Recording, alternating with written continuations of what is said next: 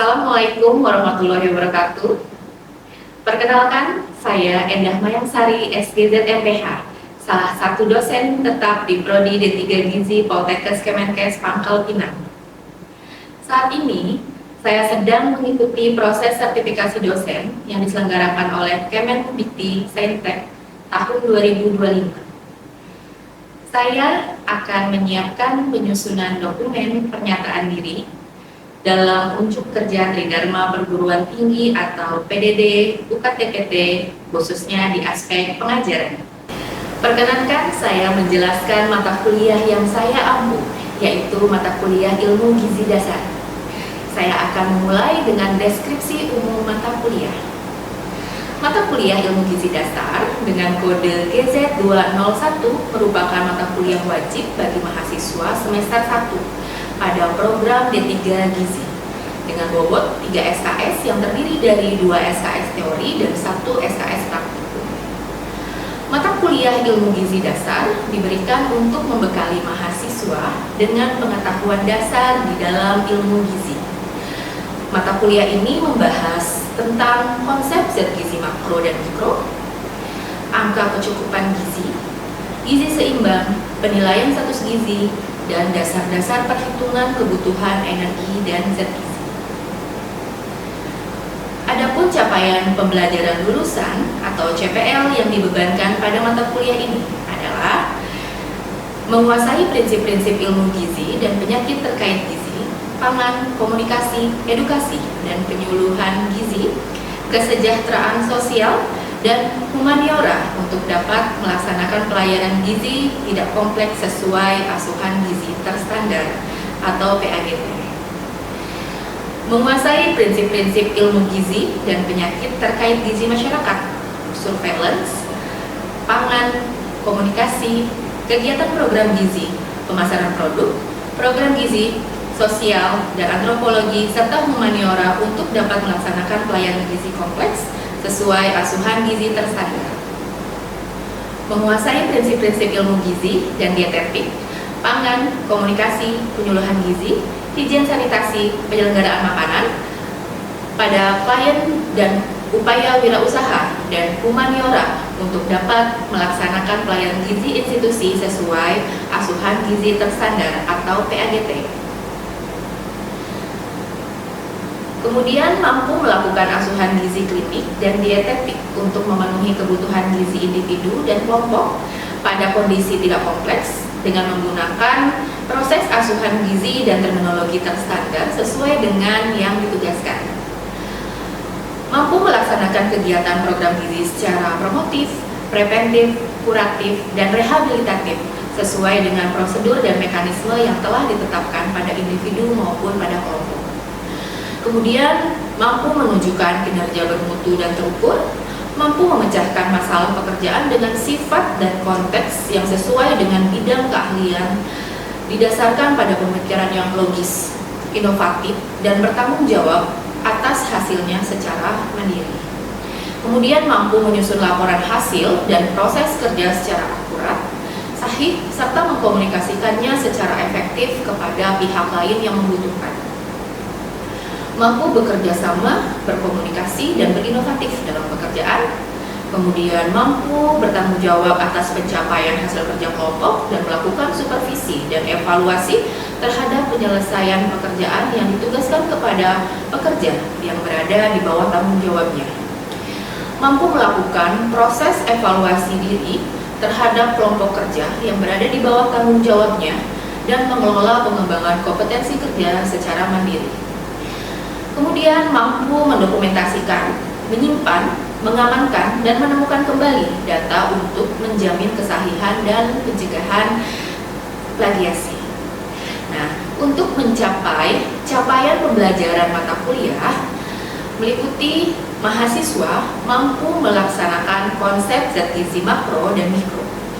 Kemudian menjelaskan pencernaan, penyerapan, dan metabolisme, menjelaskan konsep gizi seimbang, menjelaskan konsep dasar kecukupan gizi, menggunakan BKBM dan bahan penukar, menjelaskan akibat kekurangan dan kelebihan zat gizi, kemudian menjelaskan konsep penilaian status gizi, melakukan penilaian status gizi dengan metode antropometri, fisik, biokimia terkait gizi, kemudian melakukan penilaian status gizi dengan metode survei konsumsi pangan, melakukan perhitungan kebutuhan gizi berdasarkan klien, mulai dari bayi, lansia, dan kondisi khusus.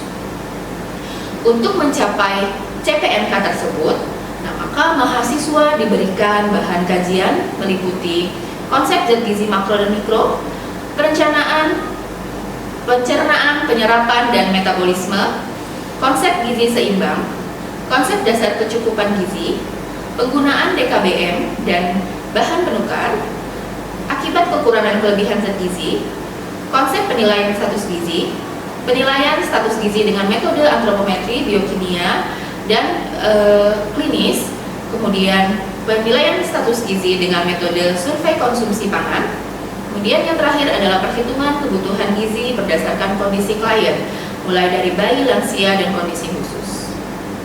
Nah, kegiatan pembelajaran pada mata kuliah ini menggunakan sistem Student Center Learning dengan memanfaatkan e-learning Simbal, sistem manajemen pembelajaran virtual Poltekkes Kemenkes Pangkal Pinang, yang dapat digunakan dua arah, baik dari dosen maupun oleh mahasiswa. Dosen dapat mengupload media pembelajaran seperti RPS, modul, PowerPoint, dan video pembelajaran, dan kuis atau ujian, serta dapat mendownload tugas mahasiswa. Nah, mahasiswa juga dapat mengupload tugas dan mendownload semua media pembelajaran, mata kuliah, serta mengerjakan kuis atau ujian. Adapun strategi pembelajaran teori meliputi penyajian materi oleh dosen, kemudian diskusi, evaluasi materi dalam bentuk kuis maupun lisan, penugasan mandiri, dan belajar mandiri. Adapun strategi pembelajaran praktik seminar meliputi responsif, pengerjaan studi kasus, dan membuat video simulasi. Aspek-aspek yang akan dinilai untuk menentukan nilai akhir pembelajaran adalah pembelajaran teori 66,7%, meliputi penugasan 30%, UTS 35%, dan UAS 35%. Pembelajaran praktik 33,3%, meliputi studi kasus 30%, presentasi kelompok 20%, dan ujian akhir praktikum 50%. Proses penilaian didasarkan pada rubrik penilaian yang jelas dan bersifat edukatif, otentik, objektif, akuntabel, dan transparan sebagai proses umpan balik terhadap mahasiswa. Saya berusaha untuk menciptakan suasana pembelajaran yang interaktif, efektif, kolaboratif, dan berpusat pada mahasiswa, sehingga capaian pembelajaran mata kuliah ini dapat tercapai dengan optimal. Berikut video pengajaran pada mata kuliah Ilmu Gizi Dasar.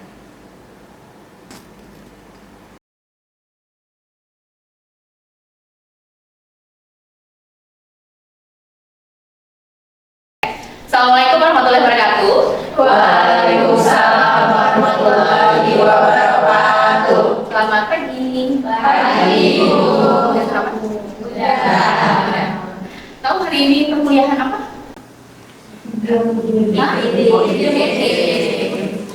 Masa ada jadwal IGD kan? Iya. Materi apa hari ini? Konsep gizi seimbang kan? Iya. Di mata kuliah ini, di mata kuliah konsep gizi seimbang ini melanjutkan materi kita yang sebelumnya. Materi kita yang pertama tentang konsep dasar zat gizi makro dan zat gizi mikro. Nah, untuk konsep gizi seimbang ini ada kemampuan akhir yang harus kalian capai. Yang pertama, mampu menjelaskan slogan gizi seimbang, ya. Jadi untuk kalian bisa menjelaskan konsep gizi seimbang secara utuh, kalian yang pertama itu harus bisa menjelaskan slogan gizi seimbang, ya. Kemudian yang kedua, bisa menjelaskan definisi dari gizi seimbang. Apa sih definisi gizi seimbang? Apa saja yang ada bagian-bagian dari gizi seimbang tersebut? Kemudian yang ketiga, mampu menjelaskan 4 pilar gizi seimbang. Kemudian yang terakhir adalah mampu menjelaskan pesan umum gizi seimbang. Ada pesan umum gizi seimbang, ada 10 pesan umum gizi seimbang, ada juga pesan khusus gizi seimbang per kelompok umur. Tapi untuk materi kali ini kita batasi sampai pedoman umum gizi seimbang 10 pesan umum pedoman gizi seimbang tersebut. Nah, untuk slogan gizi, kalian sudah pernah mendengar slogan gizi? Udah. Apa aja? 4 sehat 5 sempurna. Kemudian Mary? Sama Bu, 4 sehat 5 sempurna. 4 sehat 5 sempurna. Kemudian kamu yang minta siapa namanya? Ya, barangkali kali. Kendra? Sama, 4 sehat 5 4 sehat 5 sempurna. Pernah dengar pedoman umum gizi seimbang? Belum. Kalau isi piringku? Belum. Hanya 4 sehat 5 sempurna yang kalian tahu? Iya. Oke. Jadi untuk sejarah perkembangan slogan gizi seimbang ini 4 sehat 5 sempurna itu udah old banget deh, udah jadul. Ini 4 sehat 5 sempurna ini adanya pada tahun 1950 sampai 1970. Kalian lahir tahun segitu? Nah ini sampai 1970. Setelah itu baru di-update menjadi 13 pesan dasar. Nah, 13 pesan dasar ini sudah ada muncul pada tahun 1990. Nah ini pun kalian belum ada kan ya? Kemudian berkembang lagi tuh menjadi pedoman umum gizi seimbang, menjadi pedoman umum gizi seimbang dengan tumpeng yang berbeda ya. Kemudian sekarang adalah pedoman gizi seimbang. Sudah 10 tahun yang lalu, sekitar 10 tahun yang lalu, pedoman 4 sehat 5 sempurna ini berubah menjadi pedoman gizi seimbang. Ya, jadi slogan gizi sekarang apa? Pedoman gizi seimbang. Nah, untuk pedoman gizi seimbang ini tertera dalam Peraturan Menteri Kesehatan Republik Indonesia Nomor 41 Tahun 2014. Nanti kalian silahkan searching untuk Permenkes Nomor 41 Tahun 2014 ini. Ya. Nah, untuk gizi seimbang sendiri definisinya adalah susunan pangan sehari-hari yang mengandung zat gizi dalam jenis dan jumlah yang sesuai dengan kebutuhan tubuh. Ya. Kemudian dengan memperhatikan prinsip keanekaragaman pangan, kemudian aktivitas fisik, perilaku hidup bersih, dan mempertahankan berat badan normal untuk mencegah masalah gizi. Kita garis bawahi di sini susunan pangan sehari-hari. Bisa kalian lihat di tumpeng gizi seimbang, ya. Di tumpeng gizi seimbangnya, susunan pangan sehari-hari yang mengandung zat gizi. Nah, susunan pangan sehari-hari di sini adalah yang pertama adalah karbohidrat. Kemudian di sini ada sayur. Kemudian di sini buah-buahan. Ini protein hewani dan protein nabati. Kemudian di atasnya adalah gula, garam, dan minyak. Nah, itu yang dimaksud dari susunan pangan sehari-hari yang mengandung zat gizi dalam jenis dan jumlah yang sesuai dengan kebutuhan. Jenisnya apa? Beragam-ragam nih. Karbohidrat itu bukan cuma nasi. Ya memang makanan pokok kita adalah nasi, tapi sumber karbohidrat bisa didapatkan dari apa aja? Ubi, kemudian kentang, jagung, singkong. Kemudian di sayur-sayuran juga bukan hanya satu jenis sayuran, banyak, itu entah sayuran hijau ataupun sayuran berwarna oranye seperti wortel, kemudian sayuran berwarna kuning seperti labu kuning gitu ya. Kemudian buah-buahan juga berbagai jenis buah-buahan yang tertera pada tumpeng gizi seimbang ini. Dan juga protein ada protein hewani dan juga protein nabati. Nah, harus dicukupi keduanya, jangan hanya protein hewani aja ataupun protein nabati aja, harus keduanya, ya, protein hewani dan protein nabati. Kemudian tambahannya adalah itu dalam jumlah yang sesuai dengan kebutuhan dengan memperhatikan prinsip keanekaragaman pangan. Ya kan, beraneka ragam kan, bukan hanya satu jenis saja. Tetap harus memperhatikan prinsip keanekaragaman pangan. Jangan hanya makan ayam setiap hari ataupun telur setiap hari. Tapi kita harus update, harus bervariasi makanannya. Kemudian aktivitas fisik, ya, aktivitas fisik di sini bisa dilihat ada gambar orang sedang bermain bola, ya, ada yang sedang berjalan, kemudian senam, bersepeda, dan juga menyapu. Jadi normal. Masih ingat yang tadi 4 pilar apa aja yang baru disebutkan? Yang pertama, Pak.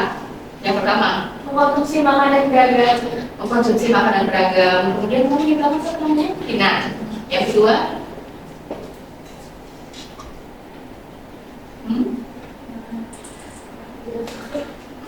aktivitas fisik. Kemudian yang ketiga, aja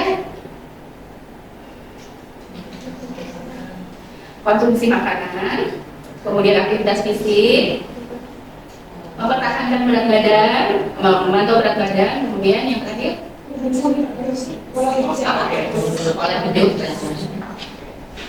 Ini ya, mengkonsumsi makanan yang beragam. Kalau untuk ASI hanya cukup untuk anak usia 0 sampai 6 bulan itu cukup ASI saja, walaupun ASI eksklusif. Kemudian makanan seimbang, tadi makanan seimbang ataupun makanan beragam harus ada yang pertama karbohidrat, sumber karbohidrat atau makanan pokok. Kita adalah nasi ya, bisa diganti dengan roti atau mie. Kemudian yang kedua harus ada protein hewani. Protein hewani bisa ayam, bisa ikan, telur, ya. Kemudian protein nabati, protein nabati ada. Kemudian sayuran dan buah-buahan harus beragam dengan memperhatikan jumlah dan besar porsi yang sesuai dengan pedoman gizi makan. Kemudian membiasakan berlaku hidup bersih dan sehat, ya seperti mencuci tangan sebelum makan, ya, ataupun selalu menggunakan alas kaki ya agar terhindar dari penyakit kecacingan. Kemudian menutup mulut bila bersin. Seperti apa? Menutup mulut bila bersin. Gimana menutup mulutnya? Oke, seperti ini ya. Jangan kayak ini ya. Menutup mulut bersin, hasil. Nah, habis itu, pajak. Nah, kan kena kotorannya. Jadi menutup mulut saat bersin seperti ini. Ya. Kemudian, kenapa PHBS itu harus ataupun berkaitan nih dengan gizi? Kenapa? Karena berdasarkan gambar di samping, konsumsi bukan hanya konsumsi zat gizi aja nih yang menyebabkan masalah gizi, tetapi juga penyakit infeksi. Penyakit infeksi ini bisa timbul dari perilaku hidup yang tidak sehat. Kemudian selanjutnya melakukan aktivitas fisik. Nah, aktivitas fisik yang tadi sudah dijelaskan itu kurang lebih 30 menit ya, 30 menit per hari. Kemudian memantau dan mempertahankan berat badan normal tadi selain menimbang berat badan, ya, kita juga bisa nih nimbang, kita juga bisa menghitung BMI. Ya. Untuk laki-laki rumusnya adalah tinggi, ya, tinggi dalam sentimeter, kemudian dikurangi 100, ya, kemudian dikurang tinggi dalam sentimeter dikurang 100 dikali 10%. Kemudian untuk perempuan tinggi dikurang 100 dikurangi tinggi dikurang 100 dikali 15%. Bedanya di rumus ini hanya laki-laki dikurang 10% dan juga perempuan dikurangi 15%. Ada yang coba? Oke, silakan kita ke depan lagi ya jawabannya. Yang lain coba juga menggunakan berat badannya.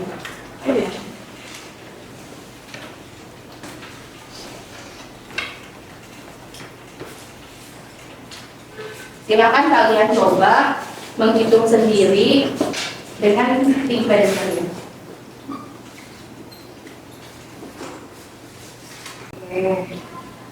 Kenapa dikali 15%? Karena wanita. Jadi tinggi badan kurang 100 dikurangi tinggi badan kurang 100 dikali 15%.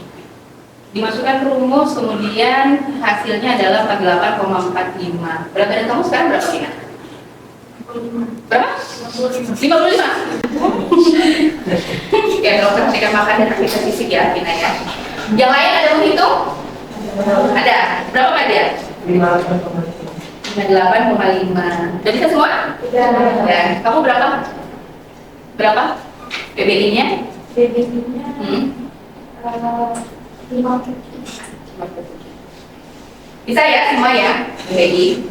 Kemudian untuk memantau berat badan normal ini bisa menghitung dengan BBI. Selanjutnya juga bisa menghitung dengan indeks massa tubuh. Pernah dengar sebelumnya IMT? Nah, indeks massa tubuh ini rumusnya adalah berat badan dalam kilogram, kemudian tinggi badan dalam meter. Ingat ya dalam meter karena kakak singkat kalian suka salah nih. Tinggi badannya suka dalam sentimeter. Tinggi badan dalam meter, kemudian dikuadratkan. Bisa dihitung? Coba dihitung dulu masing-masing.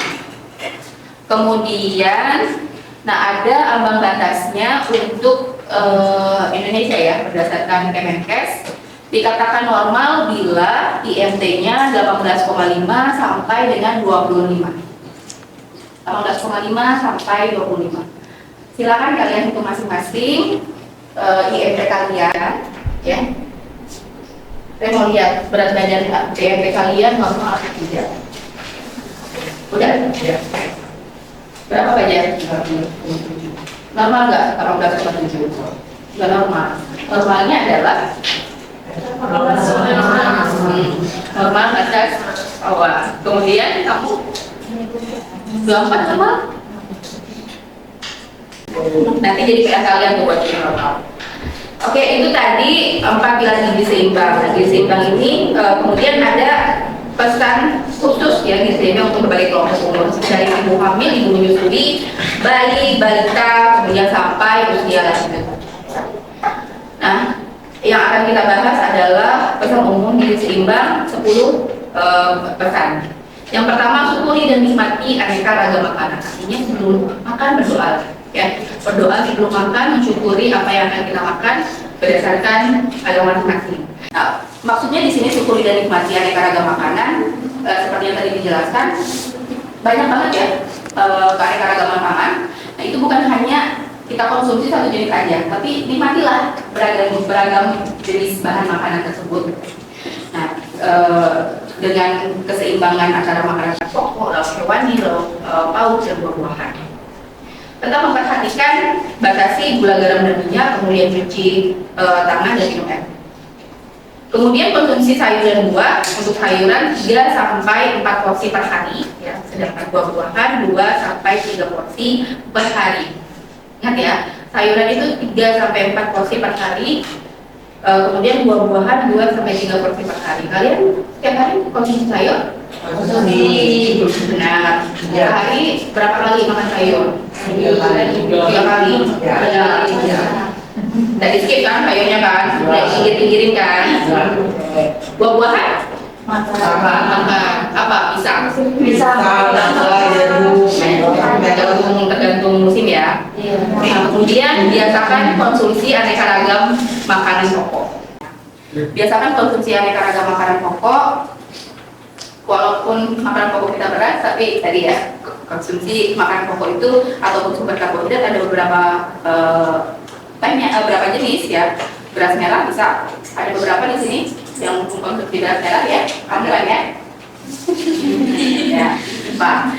Kemudian singkong, bisa juga mie, ya. Kentang.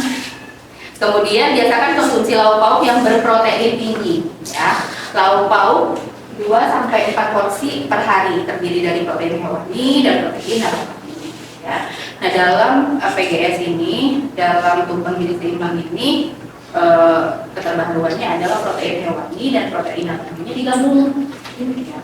Kalau yang tumpeng gizi seimbang sebelumnya, protein hewani nabati bisa ada di keduanya. Tapi kalau yang tumpeng sekarang, hewani sama nabati itu gabung 2 sampai 4 porsi. Tapi nanti saat kalian menyusun menu harus tetap ada dua-duanya, protein hewani dan protein nabati. Jangan pilih salah satu. Kemudian batasi konsumsi pangan manis, asin, dan berlemak. Ya, artinya kita harus membatasi konsumsi pangan manis, gula, ya. Kemudian asin, garam, berlemak, dan kemudian untuk garam itu kurang lebih 1 sendok teh per orang per hari. Garam ya, 1 sendok teh per orang per hari. Itu kurang lebih 5 gram. Kemudian lemak itu kurang lebih 5 sendok makan, sekitar 67 gram per orang per hari. Kalau makanan junk food, itu garamnya berapa? Lebih nggak kira-kira dari 1 sendok teh? Siapa yang sini suka makan junk food? Aja. Jadi berat badannya berlebih, ya, ringan. Itu mungkin sering makan. Biasakan sarapan, biasakan sarapan pagi. Ya, ayo sarapan. Kenapa? Ada nggak? Kalian pernah nggak merasakan perbedaan antara sarapan sebelum ke kampus atau belum sarapan? Nggak ada. Pasti sama aja ya, kayak gitulah ya. Apa? Ada nggak bedanya sarapan sama tidak sarapan? Lapar, lemas, tidak fokus. Ya. Kemudian kalau udah sarapan, fokus kan? Seperti kalian sekarang ini pasti sudah pada sarapan tadi ya? Fokus semua, bisa menjawab semua kan? Yang terakhir adalah lakukan aktivitas fisik cukup dan pertahankan berat badan normal. Ya. Tadi seperti yang sudah disampaikan, aktivitas fisik baik olahraga maupun olahraga yang penting mengeluarkan energi, minimal 30 menit per hari. Termasuklah mencuci, nih ada gambarnya kan? Mencuci, kemudian menyapu, kemudian bermain bola, bermain sepeda, kemudian kita kan mengeluarkan energi. Ada yang bertanya sampai sini? Ada? Ada yang bertanya? Ada? Saya review sedikit. Tadi batasi konsumsi gula, garam, dan minyak. Ya kan? Ada yang masih ingat gula berapa porsi atau berapa permukaan? 4 dari 4 sendok makan atau sekarang ini berapa gram? 50 gram. 50 gram. Betul? Betul. Ya, itu. Kemudian garam? Garam 1 sendok. Atau sekarang dengan 5 gram. Minyak? Itu sudah semua. 1 sendok. Berapa? Hendra? Berapa? Berapa? Minyak? Lemak 60, garam 5 gram, dan gula 50 gram. Tugas ya? Ada yang mau tanyakan dulu? Ada? Ada yang mau tanya? Nggak ada. Oke, kalau tidak ada yang mau tanyakan, artinya kalian udah paham ya? Ada tugas seperti biasa. Silahkan kalian download kalau belum punya. Silahkan kalian download peraturan Menteri Kesehatan Republik Indonesia nomor 41 tahun 2014 tentang PGS. Ya, kalian baca dengan seksama, baca ya, dibaca, kemudian kalian review, ya. Kemudian kalian bikin resume, dikumpulkan di LMS sebelum pertemuan kita minggu depan. Ya, kemudian saya minta nanti saya tunjuk acak 2 orang untuk mereview hasil resume kalian tentang Permenkes nomor 41 tahun 2014. Oke? Paham? Apa? Yang pertama kalian nomor 41 tahun 2014 ya. Baca. Kemudian diresume, kumpulkan maksimal H-1 sebelum perkuliahan minggu depan. Kemudian minggu depan kita sekitar 1 atau 2 orang presentasi ya, review apa isi dari Permenkes tersebut.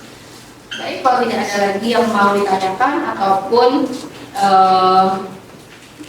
tidak ada yang mau dibahas lagi, saya akhiri perkuliahan kali ini ya. Terima kasih atas kesempatannya. Mohon maaf bila ada penyampaian yang kurang. Saya akhiri. Wassalamualaikum warahmatullahi wabarakatuh. Waalaikumsalam warahmatullahi wabarakatuh. Demikian video pengajaran untuk mata kuliah Ilmu Gizi Dasar bagi mahasiswa Prodi D3 Gizi Poltekkes Kemenkes Pangkal Pinang. Semoga dapat menjadi pertimbangan baik dalam proses penilaian sertifikasi dosen tahun 2025. Terima kasih atas perhatiannya. Wassalamualaikum warahmatullahi wabarakatuh.